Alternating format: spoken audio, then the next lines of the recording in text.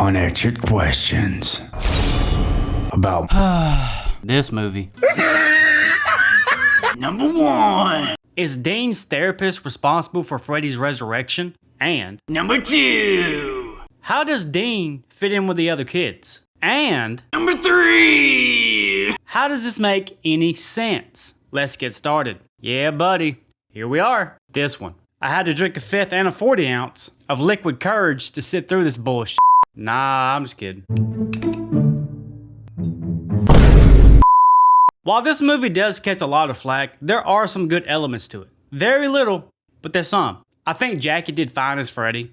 Not great, not terrible, but fine. Nowhere near Robert's level, of course, but I'm not going to spend the whole video comparing the two. I love the cinematography, I love the score, the opening sequence, but anything beyond that, because I actually don't consider this film the worst of the franchise. I'd rather watch this over Freddy's Dead or Nightmare 5, to be honest with you. Now, I'd rather, but I won't. I actually tend to go out of my way not to watch this movie. We'll talk about the reason why at number 6. Now, speaking of that opening scene at the diner, Dean's character said something that caught my attention. I'll show the clip right here. Maybe you should talk to somebody. I did. He thinks all my problems come from my past. We began going through my childhood.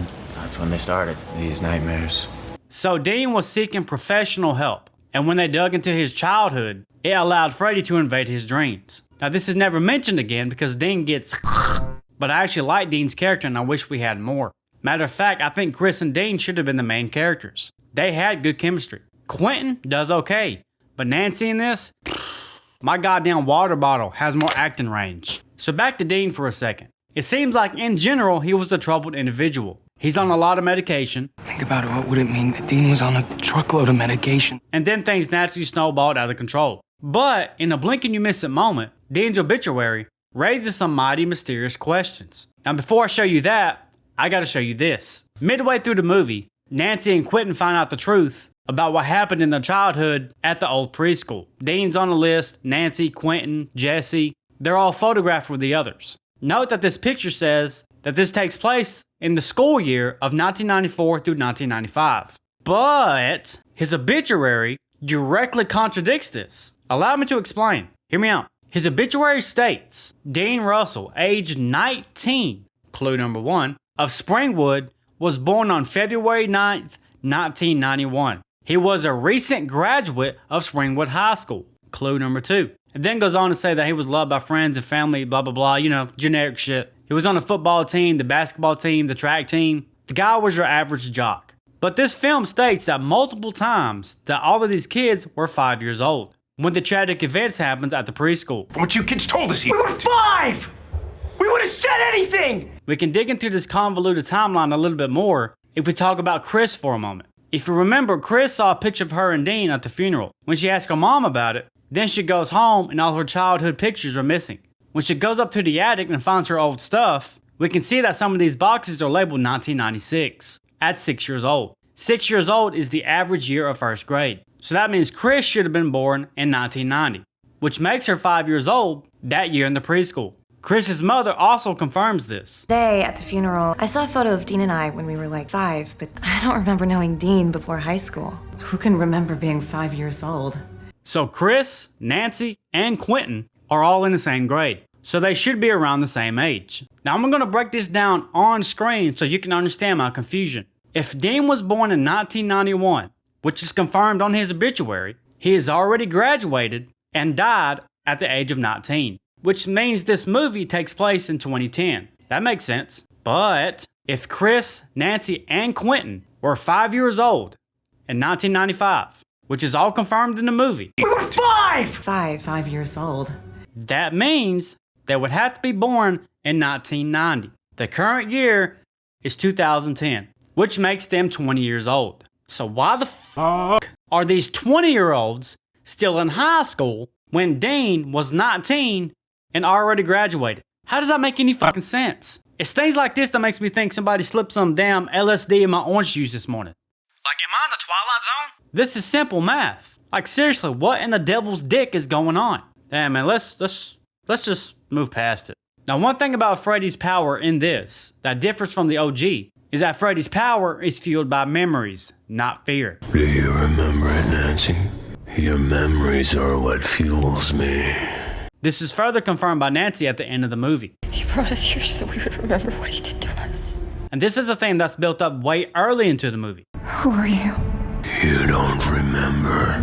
So when Dean went to this therapist about the problems we never heard about, stress, doubt, depression from being in this dumbass movie, and him digging into his childhood memories allowed Freddy to come back, to invade their dreams. So when the therapist was digging into Dean's childhood memories, is that what led to Freddy's resurrection? And the snowballed effect into the other teenagers? Let me know your thoughts. Number 4. Where the F word was Miss Winton? And numero 5. Where the fuck was Miss Russell? You have to forgive me, I'm about to go on a little angry rant here, but I will try to restrain myself, I promise you. So let's dig into the almighty backstory of our lead characters and break down the absolute stupidity of it. This was so avoidable that I think Freddy shouldn't have been the only one held accountable. Let's break this down front to back. So Quentin and Nancy find out the truth. Their parents have successfully suppressed the memory of not only Freddy, but the memory of the unfortunate events that happened at the preschool in 1995. That whole year was erased. Pictures, clothes, etc. And then we get to the actual flashbacks of pre-burnt Freddy and get his backstory. So Freddy was a gardener that worked at the preschool. His name was Fred Krueger. He was a gardener. Remember this detail because it's important. We then find out that he lived in the basement of the preschool. He lived in the basement of the preschool. If that isn't bizarre enough to start with, let's continue. Things take a dark turn, and Freddy's actions become suspicious, and the kids start going home with bruises, scratches, marks, and acting very strangely. He has been acting a little strange lately. And then Nancy finally tells her mother the truth, along with the other kids. He takes us to the secret cave. Now I have 2 daughters of my own, and I'd probably be the first one to lead that mob if I found out the sickening actions that happened to my girls. Hell, I'd do it solo if I had to.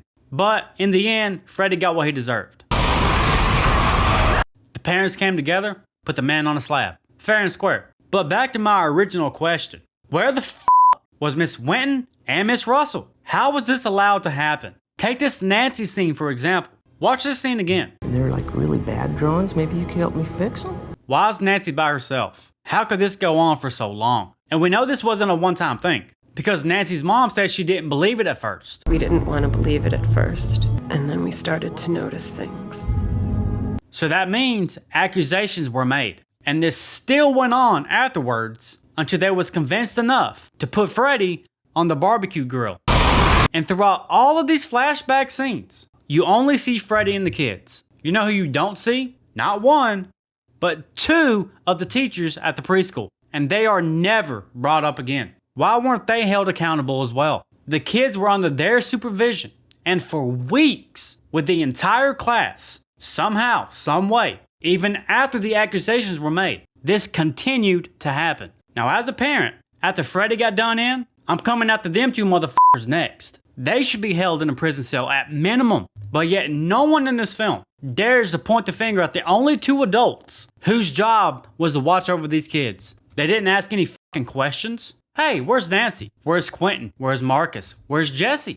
Where's Dean? Where's Chris? Oh, there was last seen with that gardener a few hours ago, and now they're MIA? Oh well. Oh no, but they're in that secret cave with Freddy taking naughty pictures, and he's doing some very questionable things to them. What do? You know how it is. I get paid by the hour. The biggest question of this film is why these 2 teachers were not held accountable for negligence. Why is it acceptable for them to fail the children? And not just on one occasion. Why aren't their names shamed in this movie? Why did they get a pass? Fuck them too. Let's move on. Number 6.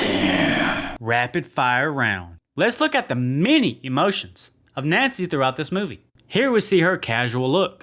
Take it all in because you're going to see it a lot. This is her look of shock after finding out that Chris is dead. She seems completely baffled, right? Starstruck, shell-shocked, heartbroken. This is her look of confusion in that library scene with Quentin, doing their study on sleep deprivation. This is her look of sadness at Dean's funeral. Wow, powerful stuff. This is her look of fear, complete panic, when she sees Freddy for the first time in her nightmares. Oscar worthy.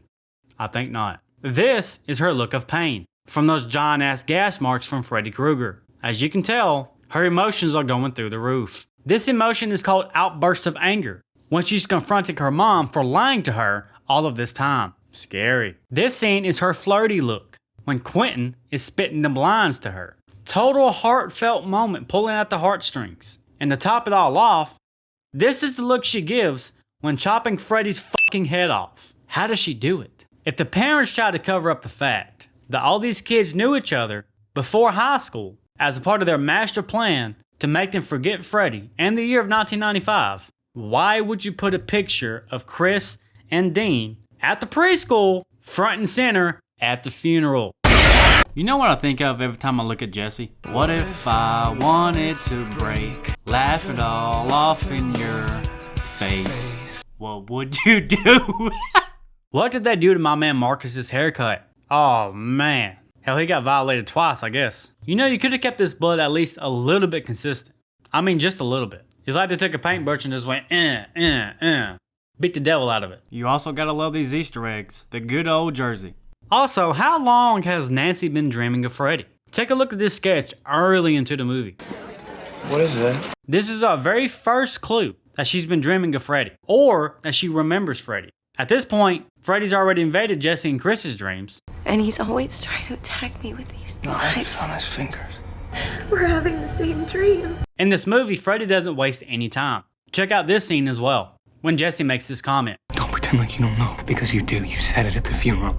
So if Nancy knew this all this time, why is she playing dumb? She knew all the way back at Dean's funeral at the beginning of the movie. And then she's like, oh my god, Freddy? Who was that? Let's finally talk about why I won't watch this movie. I did it for this video. I did it for you guys. But yes, it is the whole PEDO thing. I try my best not to compare this film to the original timeline because it's supposed to be its own product. And there was mentioned a little sprinkle of that material in the past, but for the most part, they portrayed him as a child killer, not violator. He was a filthy child murderer. Fred Krueger kidnapped 20 kids and killed them. He was a child murderer before he died. He was a child killer freed on a technicality. Who murdered 20 or 30 kids right here on Elm Street. So I get when people tell me there isn't that much of a difference. And to a degree, I do agree with that. But the reason this movie makes it so much worse is that wasn't the whole motive of the movie. I mean, this movie went as far to pull out the fucking Polaroids so you can see a glimpse and the pictures that Freddy took violating these little children in 1995. I don't want to see that. We got the point. You didn't have to pull out the Polaroids. This film took it too far. Number 7. What happened to the rest of the kids? I mean, some of them moved halfway across the country. And Number 8. does this further fuel the theory that Dean and his therapist was responsible for Freddy's resurrection? Let's break this down in detail. So we know about our lead characters, but let's break down the lesser known faces that were also the victims of Freddy in 1995.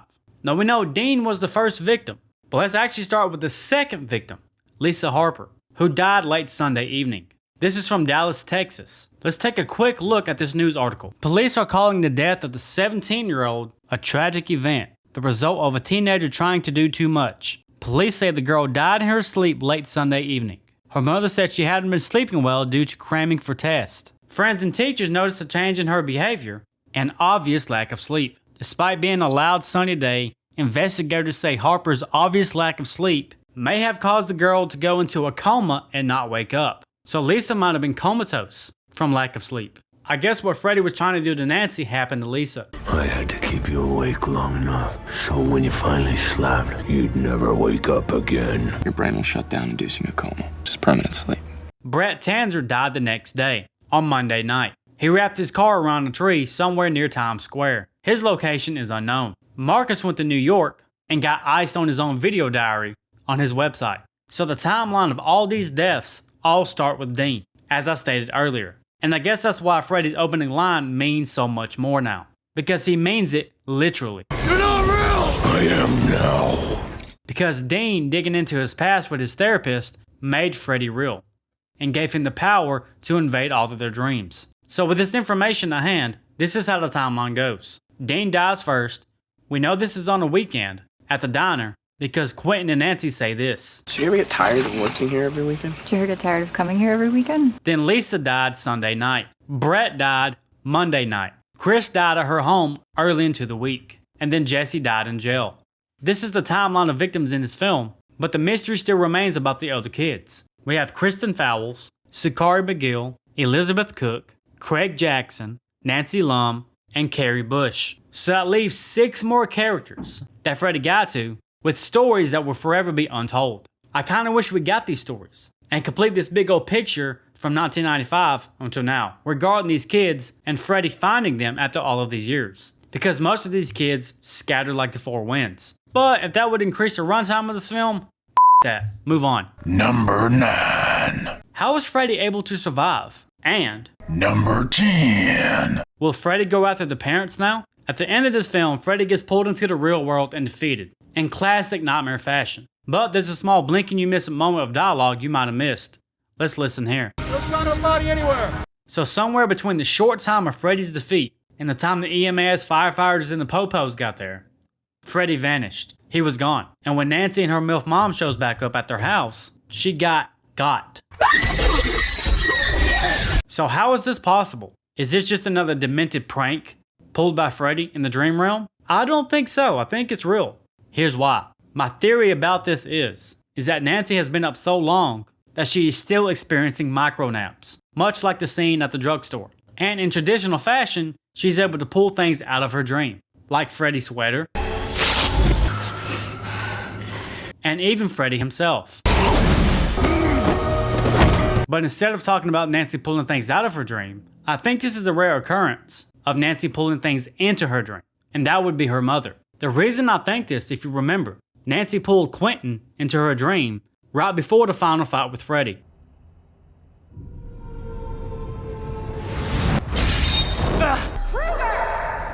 Your girlfriend's here. I'll be right back.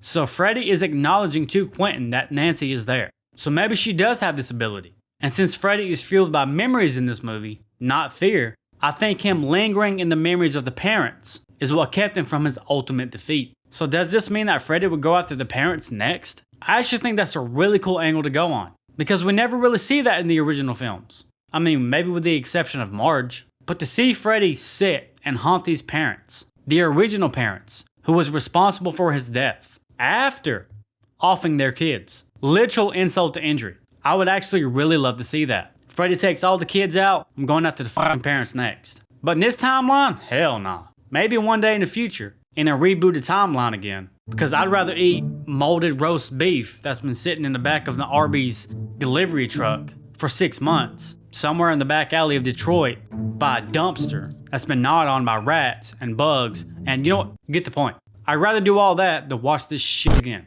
So it seems, by mostly requested, I will be returning to the Halloween franchise. I know you guys love this 10 Things series, I like doing them as well, but with the Halloween franchise I only did 1 through 8. I only did one timeline. I still got the Blumhouse trilogy to do, and Rob Zombie's films. So I'll be doing that before moving on to another major horror franchise. I'll do a poll vote in the community section so everybody can vote on what they want. But with that being said, if you have any theories, very unique theories that I like, drop them in the Discord. The Discord is completely free, it's just a hangout spot, and if your theory really holds some weight and I really like it, I would credit you in the video. Also, if you want some exclusive content for yourself, feel free to join the YouTube membership. You get exclusive live streams, I do monthly giveaways, you get custom emojis, loyalty badges, priority reply responses, the list goes on and on. So if you want some exclusive content for yourself, feel free to join, but don't feel obligated. So until next time, where we both return to the Halloween franchise. Thank you for watching, I appreciate you, and I will see you in the next one. I love you all, adios.